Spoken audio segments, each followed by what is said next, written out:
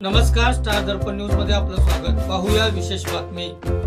लातूर लोकसभा मतदारसंघातील युतीचे अधिकृत उमेदवार सुधाकर श्रृंगारे यांच्या प्रचारार्थ उदगीरचे लोकप्रिय आमदार सुधाकर भालेराव यांनी उदगीर व जळकोट विभागातील सर्व जिल्हा परिषद सर्कल, पंचायत समिती सर्कल व उदगीर शहरातील सर्व प्रभागामध्ये जाऊन जोरदार असा प्रचार करीत आहेत। या प्रचारादरम्यान जनतेचा मोठा प्रतिसाद मिळत आहे।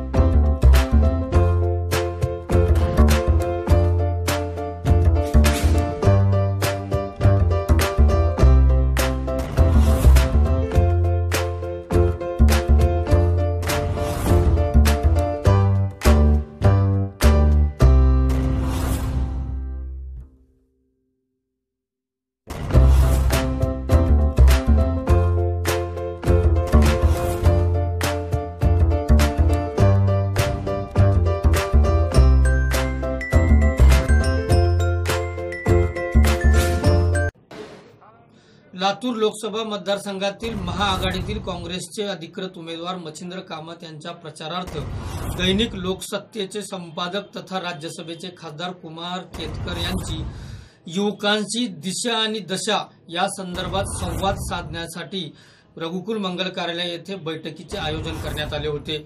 यावेळी शेकडोच्या संख्येने युवकांनी आपला सहभाग नोंदवला। यावेळी कुमार केतकर यांनी भाजप, नरेंद्र मोदी व अमित शाह यांच्यावर कडाडून टीका केली। पाहूया कुमार केतकर यांनी काय म्हणाले। म्हणून आता मुद्दा राष्ट्रवाद, सुरक्षा, Kashmir, Pakistan, air strike, surgical strike, कोणाला गप्पा सांगतो हा एअर स्ट्राईकच्या, सर्जिकल स्ट्राईकच्या मतलब कोणाला शहाणपणा शिकवतो? आम्ही इकडे आमच्या डोळ्यात आम्ही पेट्रोलिंग केलेलं 1965 आणि 1971च्या युद्धामध्ये आमच्या कॉलनीमध्ये आम्ही काट्या घेऊन रात्री फिरायचो, सगळ्यांनी ब्लॅकआउट केलं की नाही पाहिलं। 65च्या युद्धामध्ये आपण जिंकलं आणि 71च्या युद्धामध्ये तर पाकिस्तानचे 2 तुकडे गेले आणि बांगलादेश झाला, तो इंदिरा गांधी नेतृत्वाखाली झाला।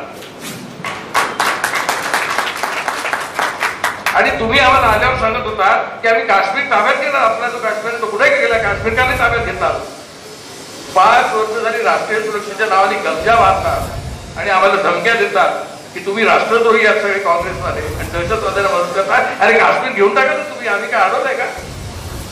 आम्ही तिथे काँग्रेसचे लोक पाठवले स्वयंसेवक काश्मीरच्या सीमेवर की घेऊन देणार नाही तुम्ही, तुम्हाला पाकिस्तान व्याप्त काश्मीर घेऊन टाका। तुमचे स्वयंसेवक जे आहेत, मध्ये एकदा मोहन भागवत म्हणले होते की जे काम करायला सैन्याला 3 महिने लागतात ते राष्ट्रीय स्वयंसेवक संघाचे लोक 3 दिवसात करतात। आणि मग 3 दिवसात तो काश्मीर घेऊन टाका, पाकव्याप्त काश्मीर येतो। त्या काश्मीरला अजून त्यांनी बोटही लावता येणार नाही। आमच्याही काळात आमच्या विरोधी लोक होते, त्यांना आम्ही कधी देशद्रोही म्हटलं नाही, परंतु गेल्या 4.5 वर्षामध्ये जो भारतीय जनता पक्षाच्या किंवा नरेंद्र मोदींच्या विरुद्ध आहे तो देशद्रोही आहे असं म्हणण्याची प्रथा पडलेली आहे। ती आपण प्रथा पाळता कामा नये। हे आडवाणी बनले, ज्या आडवाणींच्या कृपेने आणि आशीर्वादाने नरेंद्र मोदी पंतप्रधान झाले, नाहीतर झालेच नसते। 2002 मध्ये ज्यावेळेला 2000 मुसलमानांची गुजरातमध्ये कत्तल झाली, मोदींच्या जवळजवळ नेतृत्वाखाली काही प्रमाणात त्यांच्या आदेशाने ही जी कत्तल झाली, त्या कत्तलीचा एक साक्षीदार होता हरेन पांड्या, जो त्यांचाच गृहमंत्री होता। तो हरेन पांड्या ज्या वेळेला नानावटी कमिशन जवळ बोलेल की या हत्येला कोण जबाबदार आहे, हे झाल्याबरोबर त्याची हत्या करण्यात आली, ती अमित शहानी केली। अमित शहानी सुपारी देऊन सोराबुद्दीन नावाच्या माणसाकडनं त्या हरेन पांड्याची त्यांच्याच पक्षाच्या त्यांच्या सरकारच्या गृहमंत्र्यांची हत्या त्याच्याच घराजवळ केली आणि ती ती हत्या लपवण्यासाठी त्यांनी त्या सोहराबुद्दींची हत्या केली. त्या सोहराबुद्दीनला ज्यांनी पैसे दिले त्या प्रजापतीची हत्या केली. त्या हत्येच्या संबंधात ज्यांनी चौकशी केली त्यांची हत्या केली. त्या संबंधातला जो खटला न्यायाधीशाकडे आला जस्टिस लोयांकडे, त्या लोयांनाही ठार मारलं. आणि तुम्ही आम्हाला सांगता आम्ही नक्षत्र देऊ. पहिल्यांदा तुमच्या खुनांचा हिशेब घ्या. पहिल्यांदा ह्या हत्याकांडाचा हिशेब घ्या, गुजरात हत्याकांडापासून. परंतु तसं काही ऐकायला तयार नाही. गेल्या 70 वर्षात काही झालेलं नाही. आणि काँग्रेस दहशतवाद्यांचं हस्तक आहे. काय काही चॅनल्सवरती पण काँग्रेस पाकिस्तानचे हस्तक. आणि हे सगळं तुम्ही लोक मान्य करतात. तुम्ही लोक जे इथे बसलेले नाही, जे लोक मान्य करतात ते. असं जर असेल, जर गेल्या 70 वर्षात काही झालेलं नाही, तर जे एअर स्ट्राईक तुम्ही केले म्हणून आम्हाला गर्वाने सांगता, ते एअर स्ट्राईक करणारी विमानं कधी आली आपल्या देशात? गेल्या 4 वर्षात नाही आली, त्या अगोदरच होती. ती अगोदर म्हणजे गेल्या 70 वर्षात होती. म्हणजे स्वातंत्र्य मिळाल्यावर होती. कारण स्वातंत्र्य मिळालं त्यावेळेला आपल्याकडे आपली विमानं बनत नव्हती.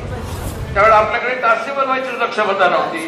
त्यावेळेला आपल्याकडे दुर्गापूर स्टील नव्हतं, आपल्याकडे भिलाई स्टील नव्हतं, आपल्याकडे भाकरा नागल नव्हतं, आपल्याकडे कोयनाचं धरण नव्हतं, आपल्याकडे IIT नव्हत्या, आपल्या IIM नव्हत्या, आपले स्वतःचे इंजिनियर नव्हते, आपल्याकडे फिजिक्स रिसर्च लॅब नव्हती, आपल्याकडे केमिकल रिसर्च लॅब नव्हती. मग हे सगळं संशोधन कोणी केलं? हे संशोधन कोणी केलं? इस्रायलने केलं आपल्या देशात येऊन. फिजिक्स नॅशनल लॅब, रिसर्च सगळ्या ज्या लॅब होत्या, ज्या रिसर्चच्या मुळे आपण स्वतःची लढाऊ विमानं बनवायला लागलो, ज्या रिसर्चच्या मुळे आपण मुंबईच्या आखातामध्ये तेल सापडवू शकलो, ज्याच्यामुळे आपण तेलांमध्ये प्रगती करू शकलो, ज्याच्यामुळे आपण हे एअर स्ट्राईक करू शकलो, ती विमानं, हे सगळं इथे आपण गेल्या 70 वर्षात बनवले, गेल्या 4 वर्षात नाही मोदींच्या कारकिर्दीत. तर मग गेल्या 70 वर्षात काही झालं नाही हे ज्यांनी गेली 70 वर्ष पाहिलेली नाही अशा 16 ते 35च्या वयाच्या मुलांना कळलं कसं गेल्या 70 वर्षात काही झालं नाही? त्यांनी जर सुकडी पाहिलेली नाही, त्यांनी जर दुष्काळ पाहिलेला नाही, दुष्काळ कसा असतो हे त्यांना माहिती नाही. ती मनरेगा जी आता आहे ना, ती एम्प्लॉयमेंट गॅरंटी स्कीम म्हणजे EGS, रोजगार हमी योजना, ही त्या दुष्काळाच्या काळात सुरुवात झाली. मनरेगा आहे त्याच्यानंतरचं त्याच्यानंतरची